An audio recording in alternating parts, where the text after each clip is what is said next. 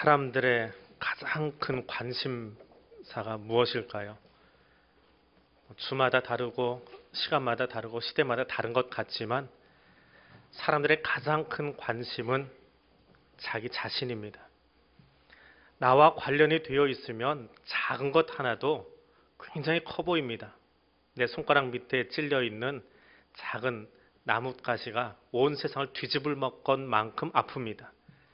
그런데 한 나라가 초토화되도록 폭탄이 쏟아 부어지는 전쟁이 일어나도 우리나라 게 아니면 아무 상관없습니다. 나와 관련된 것이 가장 큰 관심이다라고 하는 겁니다. 그럼 하나님의 관심은 무엇일까요? 하나님은 사람에게 관심이 있습니다. 사람에게 관심이 있으셔서 에덴을 다 만드신 뒤에 그 좋은 것 다 만드신 뒤에 거기에 사람이 살도록 하셨습니다. 오늘 본문은 그 관심에 관한 이야기를 잘 보여주고 있는 그런 대목입니다. 마가복음 10장을 시작하면서 예수님이 유대 지경으로 가셨다라고 이야기를 합니다.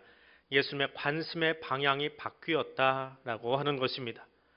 공생애를 마무리하시면서 예수의 관심이 어디론가 향하고 있습니다.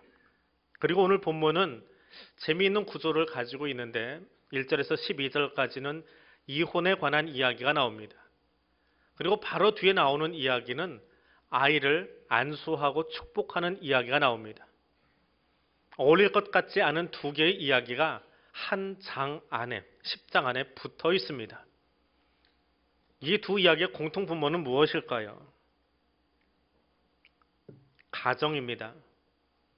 가정이 바로 선다라고 하는 것, 부부가 행복하게 서 있는 것, 그것이 가장 아름다운 공동체이고 그렇게 서 있는 공동체 안에서 아이들이 보호받고 관심의 대상이 되더라라고 하는 것입니다.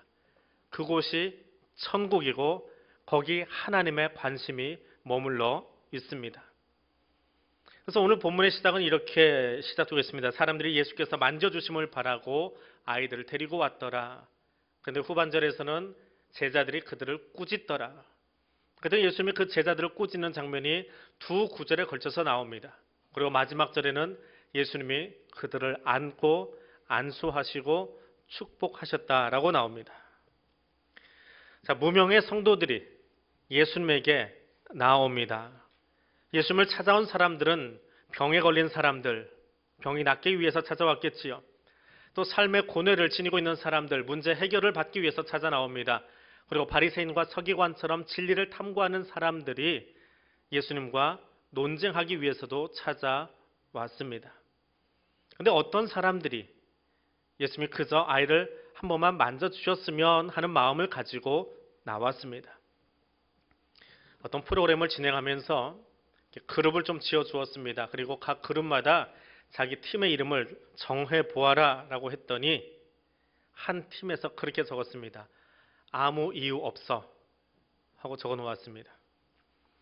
왜 모였는지 몰라서 그러는 건지 아무튼 우리 팀은 아무 이유가 없답니다. 그냥 그렇게 모였다라고 적어 놓았습니다.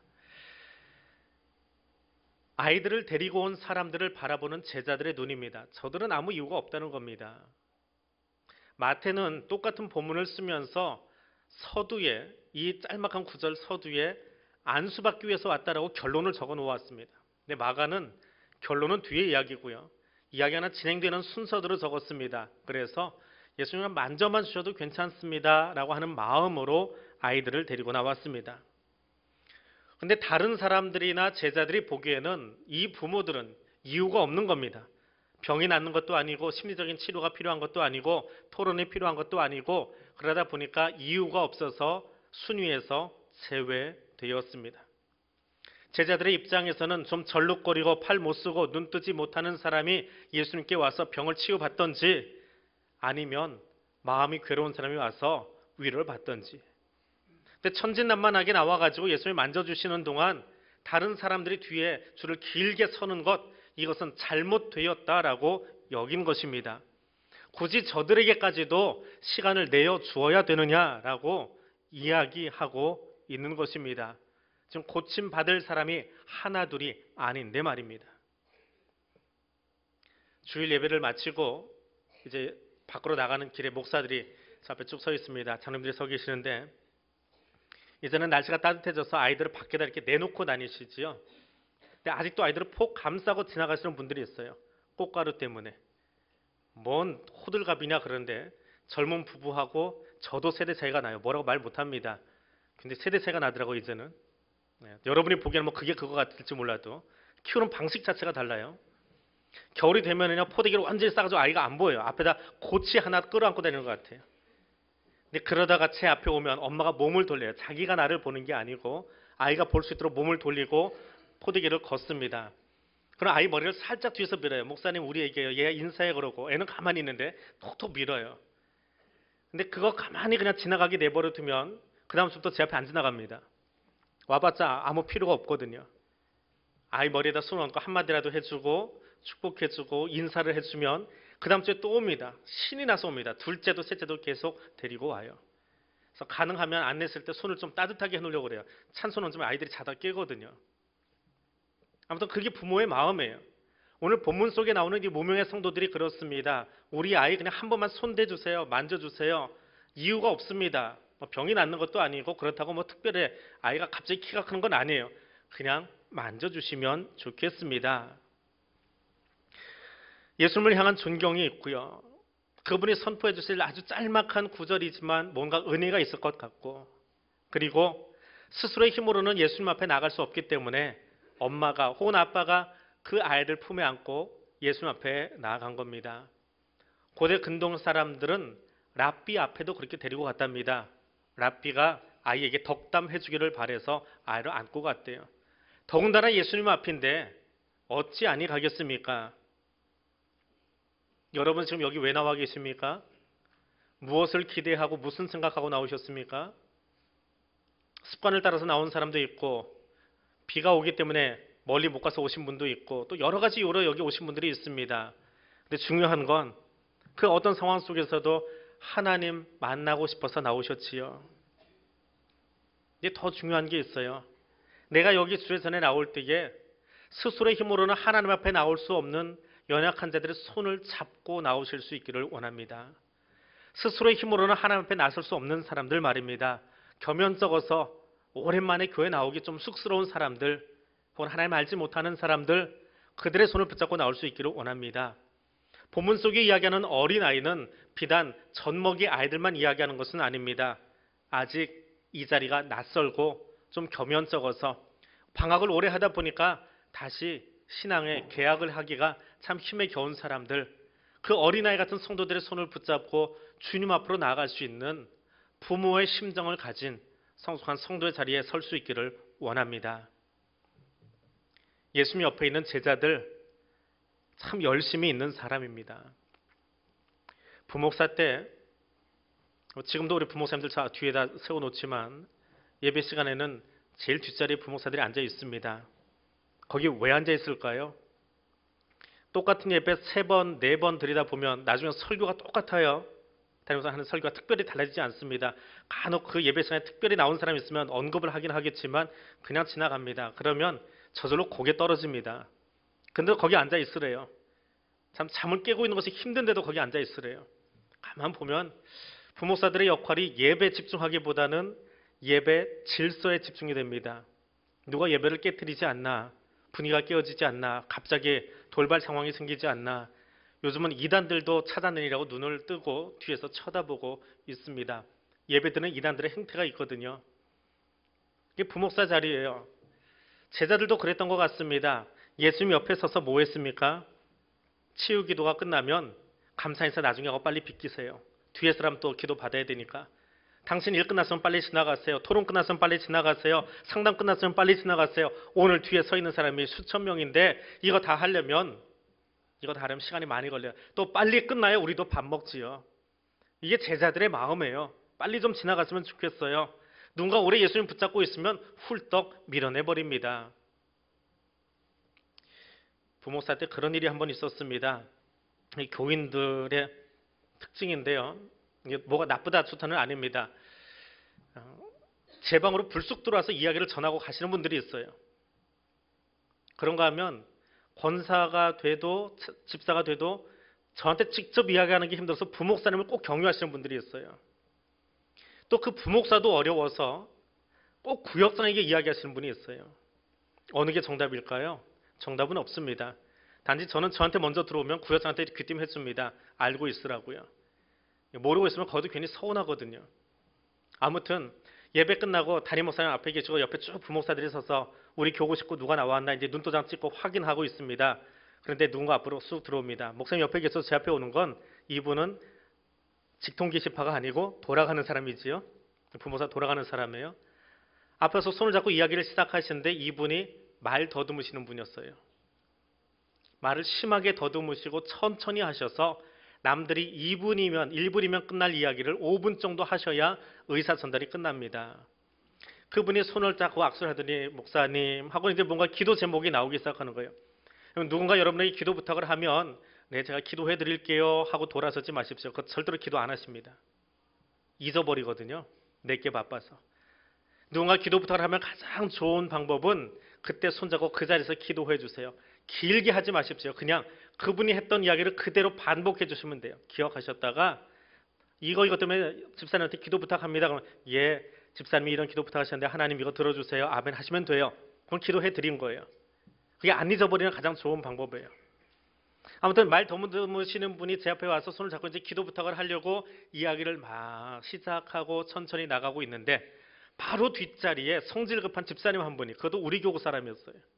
뒤에 서 있다가 이분 말 더듬는 거 다 아시거든요. 그러니까 앞에 서 계신 분 어깨를 딱 잡더니 옆에서 쑥 밀어버리는 거예요. 집사님 하고 싶은 얘기가 무엇인지 옆에서 쭉 생각했다가 하고 지나가세요. 뒤에 기다리는 사람 많아요. 그런 당신이 앞으로 오신 거예요. 그냥 목사님한테 기도하셨으면 될 텐데 옆에 담임 목사님 계시니까. 근데 앞으로 쑥 오시더니 목사님 저 내일 입찰합니다. 입찰 건수가 좀 큰 건데 기도 좀 해주세요. 푹 하고 고개 앞으로 들어와요. 머리에다 손대고 기도해달라는 거예요. 어떻게 할까요? 손을 들어서 집사님 어깨를 잡고 옆으로 밀어버렸습니다. 그럼 집사님한테 부목사 때는 그렇게 잘해. 지금 그렇게 하면 아마 교인이 떠나갈지 모르겠는데 그때는 그랬습니다. 집사님 이웃 사랑하기를 내 몸같이 하라는데 친구도 사랑하지 못하면서 기도받으려고 그러세요? 밑으로 내려가서 기도하고 올라오세요. 그 교회도 예배당이 지하에 있었어요. 그리고 그 뒤에 예배위원들이 앉아있는 작은 공간이 있는데 거기서 기도하고 올라오세요. 저 이분하고 얘기 좀 하고 있을게요. 그 어깨를 밀었습니다. 그때 이분은 이제 내려가시고요. 이 말 더듬으시던 분이 앞에 와서 자기 이야기 다 하고 기도 받고 눈을 뜨는데 그분이 올라오고 계시는 거예요. 뭐 눈이 뻘겋게 돼서 올라오셨어요. 감사한 거지요. 그분이 팩해가지고 만약에 나갔던지 목사님이 이래요 그러고 옆에다 얘기했으면 뭐 제가 오늘 담임 목사님 방에 끌려가서 혼났을지 모르는데 은혜가 되었던 것은 그렇게 어깨를 밀침당했던 그분도 내려가서 그 말의 뜻을 깨닫고 기도하고 올라온 거고요. 그게 은혜고요. 그 시간에 내가 말을 더듬지만 목사님이 나를 배려해 주었다라고 하는 것 때문에 기도받을 수 있었던 그분도 은혜고요. 그리고 기도한 뒤에 그냥 도망가 버리지 않고 다시 겸연쩍을 텐데 앞에 올라와서 기도받고 계신 그분이 저한테는 더 큰 은혜였습니다. 제자들의 관심은 무엇입니까? 빠르고 정확하고 신속하고 일이 진행되는 것이 관심이지요. 예수님의 관심은 무엇입니까? 한 사람 한 사람이 다 소중한 거예요. 환자이기 때문에 더 소중하고 건강해서 덜 소중하고 어린아이이기 때문에 더 소중하고 나이가 들어서 덜 소중하고가 없습니다. 주님에게는 다 똑같은 사람들입니다. 귀찮아 보이는 일, 시간 걸리는 일들이 멀리 밀쳐내야 될 일들이 아니라 하나님의 입장에서는 상한 갈대 같은 꺼져난 등불 같은 우리들이 더 관심이었습니다. 갈대가 상하고 나면 다시 서지 못합니다. 기름이 다 떨어져서 연기만 뽀록뽀록 나고 있는 등잔불은 불 꺼버리고 심지 잘라버려야지 내버려 두어봤자 연기만 올라나와서 코만 매콤해집니다. 그런데 하나님은 그 꺾여버린 갈대에게 끓음 가득한 그 등잔불 위에 심지 같은 우리들에게 관심이 있으십니다. 주님은 열심이 아니라 우리의 마음 가운데에 하나님의 마음을 심는 것을 가장 중요하게 생각하십니다.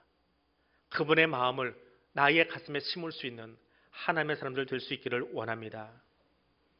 오늘 본문 속에 나오는 사람들의 관심이 있습니다. 부모의 관심은 예수님께서 아이들 만져주시는 거고요. 제자들의 관심은 어린아이보다 문제 많은 어른들이 먼저 주님 만나기를 원하고 있었습니다.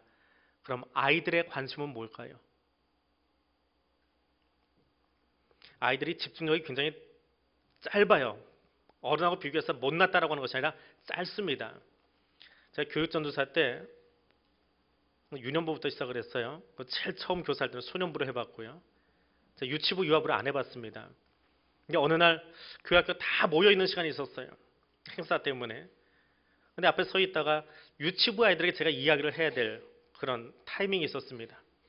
근데 뭔가 이야기를 하고 돌아서는데 유아부 부장님이 쫓아오셔서 전도사님, 유아교육개론 혹시 책 보셨습니까? 그런 이야기를 하시는 거예요. 왜요? 그랬더니 아직 아이를 안 키워보셔서, 결혼 전이었거든요. 아이를 안 키워보셔서 모르시지요? 아이들은요 1분만 지나면 주의력이 흐트러집니다. 세상에 아이들 앞에 놓고 10분 동안 이야기하는 전도사님이 어디 있어요? 한마디 하시는 거예요. 저한테 머릿속에 쏙 들어왔습니다. 아주 짧은 한마디 이야기였지만 아이들에게 집중하는 시간이 무엇이다라고 하는 걸 정확하게 배웠습니다. 참 그분에게 감사해요. 아이들은 집중하는 시간이 짧아요. 중고등학교 가면 조금 길어지죠. 수업 시간이 길어집니다. 대학 가면은요 3시간 동안 쉬지 않고 수업하시는 교수님도 계세요.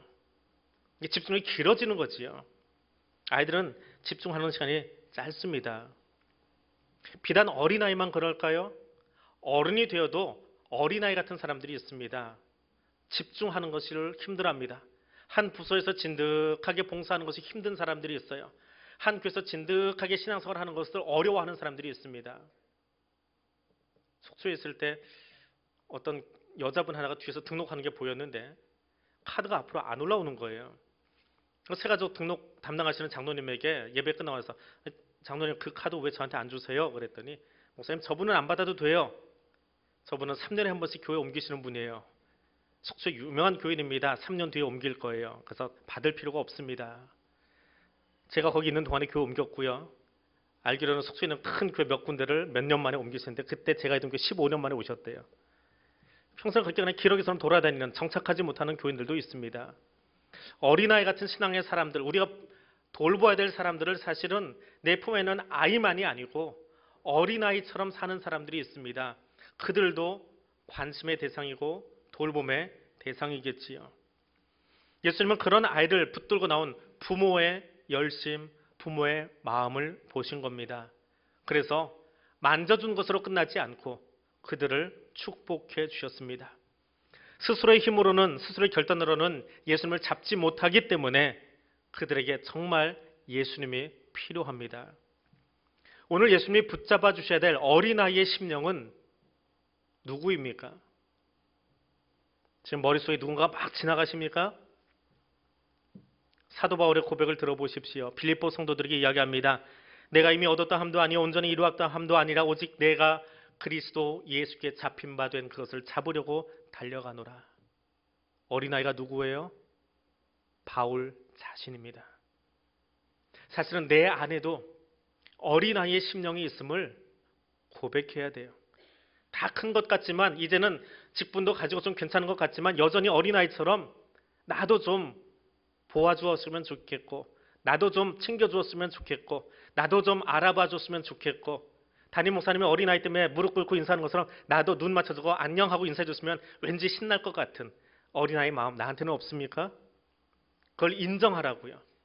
인정하고 나면 우리의 신앙생활이 좀 더 편안해집니다. 아이가 어른처럼 괜찮아 나한테는 안 해도 괜찮아 그러고 돌아서려니 마음에는 찡하지요. 나는 오늘 인사도 못 받았어. 3번이나 했는데 알아봐 주지도 않아. 앞에 사람 좀 인사를 보지도 못했는데 뒤에 눈도 없는데 어쩌라고요. 일부 때도 뒤에 누가 서 계셨는데 인사를 시켜야 되는데 못 봤어요. 다행히 회중석에 앉아 계신 어떤 분이 고개를 끄덕하면서 저분을 가리키더라고요. 인사시키라고. 도와주시는 분이 있으니까 되는 거예요. 저는 뒤에 눈이 없어요. 옆에도 눈이 없고 앞에만 보고 다닙니다. 돕는 분 때문에 하는 거지 혼자 하는 건 아니에요. 내 안에 어린아이의 심령이 있음을 바울과 같이 고백할 수 있다면 나도 설 수 있고 일어선 그 모습으로 또 다른 사람을 분명히 일으킬 수 있습니다. 어린이 주일, 여기 아이는 한두 명밖에 보이지 않는데 내 안에 사실은 어린 아이의 모습이 있음을 인정하고 고백하시기를 바랍니다. 이 어린이 주일에 내가 설 수 있다면 나보다 더 연약한 성도들을 붙들고 주님 앞으로 데리고 나갈 수 있는 주님의 마음을 품고 있는 사람 될 수 있기를 원합니다. 지난 주간을 시작하면서 메시지를 하나 받았습니다. 목사님, 저 대신방 받고 싶어요. 시간 좀 내주세요. 대신방 지금 한참 하고 있는데 대신방을 해달랍니다. 그 메시지의 사연은 그렇습니다. 금년에 구역 편성을 하면서 여자분들 중심으로 여자분들을 세대주로 만들어 놓고 거기에 가족관계를 만들어 놨습니다. 우리 교정은 그렇게 되어 있어요.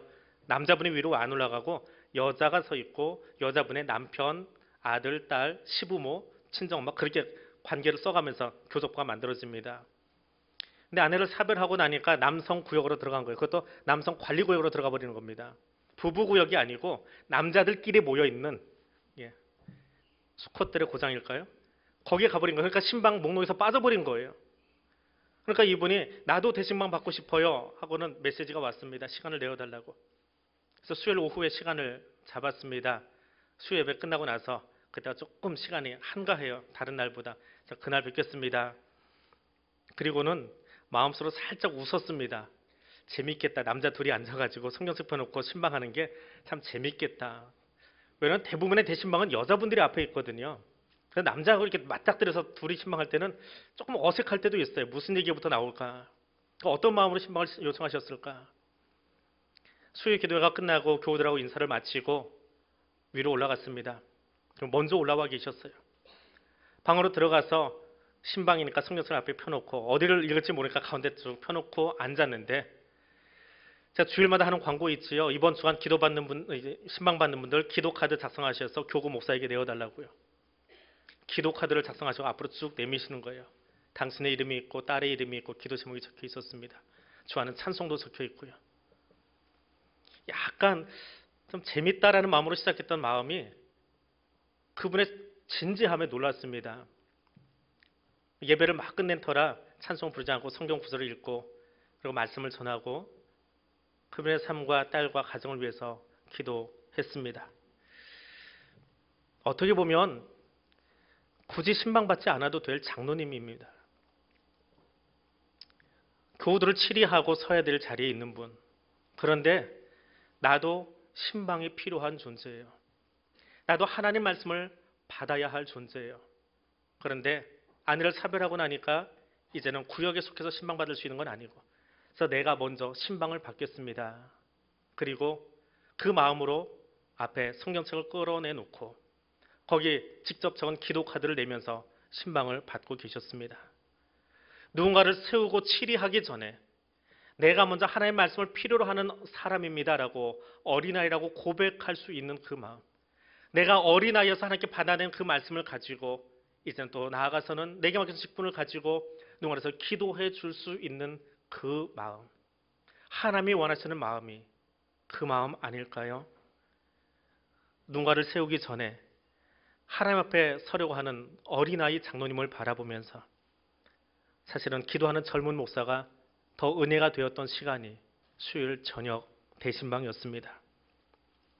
어린아이의 마음으로 그리고 하나님께 은혜 받기 원하는 또 받은 은혜를 가지고 더 어린 성도들을 세워가기 원하는 성숙한 그리스도인이 되어서 내 품에 안겨있는 어린아이만이 아니라 스스로는 주체할 수 없는 마음 가지고 서 있는 더 어린 성도들을 하나님 앞으로 인도할 수 있는 하나님의 마음을 가진 성도들 되어지기를 원합니다. 기도하겠습니다. 사랑의 하나님, 내게 어린아이 같은 연약함이 있음을 고백합니다. 성령께서 나를 붙들어 주의 은혜 안에 머물도록 도와주시기를 원합니다. 나로 하여금 어린아이뿐 아니라 어린아이의 신앙을 가진 자들을 붙들어 주님 앞으로 세워야 할 책임이 있음을 알게 하시니 감사합니다. 일에 열심을 내는 자가 아니라 영혼을 바라보는 일에 열심을 내는 자가 되게 하여 주옵소서. 예수님 이름으로 기도드립니다. 아멘.